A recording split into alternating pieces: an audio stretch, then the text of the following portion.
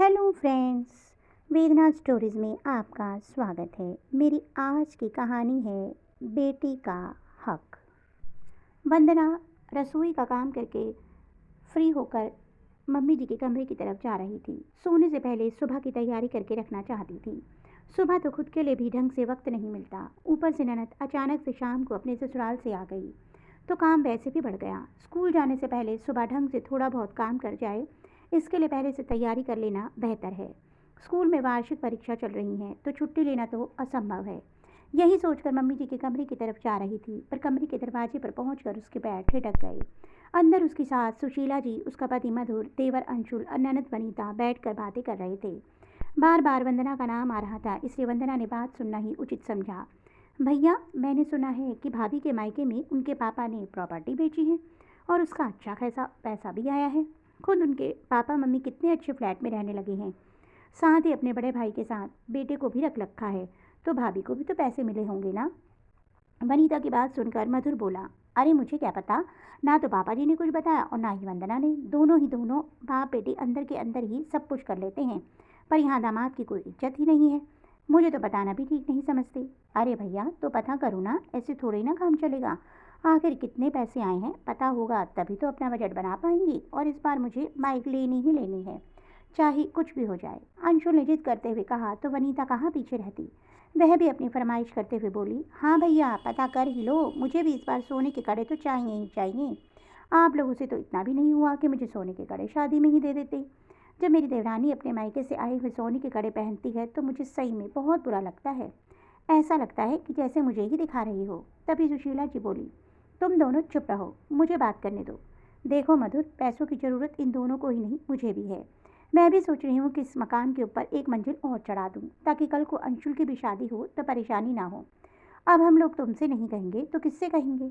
बहू के पास पैसा रखा है और हम लोग परेशान हो रहे हैं, ये कोई बात होती है क्या?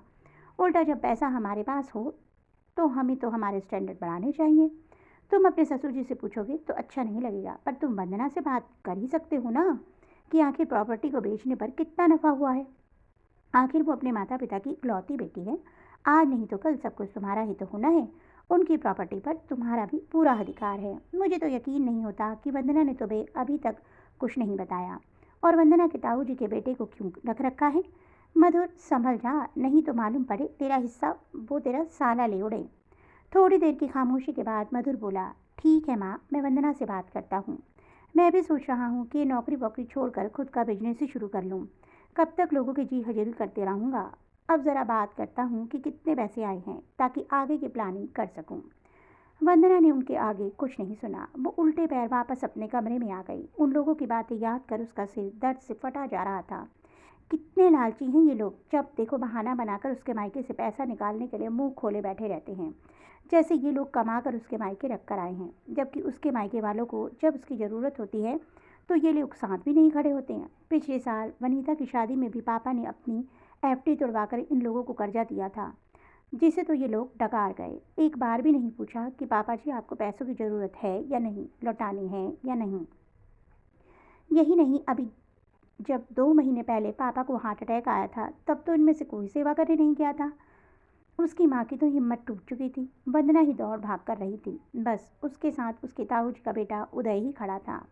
मधु तो जब तक पापा हॉस्पिटल में रहे तब तक रोज़ शाम थोड़ी सी देर आकर चले जाते थे। एक बार भी उसने ये पूछना मुनासिब नहीं समझा कि पैसों का बंदोबस्त कैसे हो पाया, जबकि वो अच्छी तरह जानता था कि उसके मायके वाले भी मध्यम वर्गीय परिवार के लोग हैं और प्रॉपर्टी के नाम पर उनके पास सिर्फ उनका मकान है जिसमें वो रहती हैं। उस समय तो वंदना और उदय ने उधार लेकर पापा का इलाज कराया था, लेकिन पापा के इलाज होने के बाद पैसों को चुकाने के लिए अभी कुछ दिन पहले ही उन्होंने अपना मकान बेच दिया और बचे हुए पैसों में खुद के लिए फ्लैट लेकर उसमें रहने लगे। अब उसी बेचे हुए मकान के पैसे इन लोगों को नजर आ रहे थे। खैर, थोड़ी देर बाद अचानक सुशीला जी की आवाज़ आई, बहू जरा कमरे में आना तो। वंदना समझ गई कि उससे पैसा निकालने की रूपरेखा तैयार कर ली गई है। जब उसे बुलाया जा रहा है, वो उठ करके सुशीला जी के कमरे में गई तो सुशीला जी की जगह मधुर ने कहा, वंदना, मैंने सुना है कि तुम्हारे पापा ने अपना मकान बेच दिया है और वो फ्लैट लेकर रह रहे हैं, साथ ही उदय को भी अपने पास रख रखा है। हाँ, अभी कुछ दिन पहले ही बेचा है। आखिर कर्जा चुकाना था, उनका कौन सा बेटा बैठा हुआ है जो उनके कर्जे चुकाएगा या उनकी बीमारी का इलाज करवाएगा। और रही बात उदय की, तो अभी पापा को अकेला नहीं छोड़ा जा सकता। हाँ, वो तो ठीक है, लेकिन कितने में बेचा? आखिर मैं दामाद हूँ, इतना हक तो मेरा भी बनता है कि मैं भी जानूँ कि पापा जी की प्रॉपर्टी बेच रहे हैं तो कहीं फ्लैट ले रहे हैं, उनके पास कुछ बचा है या नहीं। अरे हाँ, आप तो दामाद हैं, आपका तो हक है सब कुछ जानने का। चलिए मैं बता देती हूँ आपको। पापा के इलाज में काफ़ी पैसा खर्च हो गया था, जो कर्जा लेकर के किया गया था। तो उस कर्जे को चुकाने के लिए उनके पास कुछ नहीं था, सिर्फ वो मकान था, इसीलिए उन्होंने उसे बेचा। पहले कर्जा चुकाया, बाद में खुद के रहने के लिए बंदोबस्त भी करना था, इसलिए फ्लैट ले लिया। थोड़े बहुत पैसे बचे हैं जो मैंने उन्हीं के नाम से बैंक में डिपॉजिट कर दिए हैं। तुम्हें कुछ नहीं दिया? मैंने तो सुना है काफ़ी नफ़ा हुआ था, तुम तो बेटी हो उनकी। सुशीला जी ने बीच में ही कहा। अब क्या कर सकते हैं मम्मी जी, पैसा लेने का हक ही थोड़ा ही ना रखती हैं बेटियाँ। जिम्मेदारी भी कोई चीज़ होती है। अब जब जिम्मेदारी उदय निभा रहा है तो मैंने सोचा पैसे भी उसी को मिलने चाहिए, इसीलिए मैंने हक छोड़ दिया और पापा को कह दिया कि जो आपकी जिम्मेदारी निभाई ये फ्लैट भी उसी के नाम कर देना।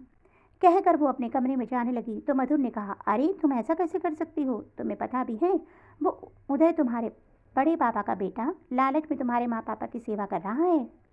लालच में ही सही, कम से कम मेरी माँ और पापा की सेवा तो हो रही है। मुझे मेरे माँ पापा से कुछ नहीं चाहिए, क्योंकि मैं अपने दम पर कमाने का साहस रखती हूँ। कहकर वंदना अपने कमरे में चली गई और पीछे रह गई घर के बाकी सदस्य अपने टूटे हुए अरमानों के साथ। तो दोस्तों, आपको मेरी ये कहानी कैसी लगी कमेंट बॉक्स में अवश्य बताइएगा। अगर कहानी अच्छी लगी हो तो कहानी को लाइक करना मत भूलिएगा। जल्दी ही ऐसी अन्य रोचक कथाओं के साथ आपको मिलूंगी। तब तक के लिए बाय बाय।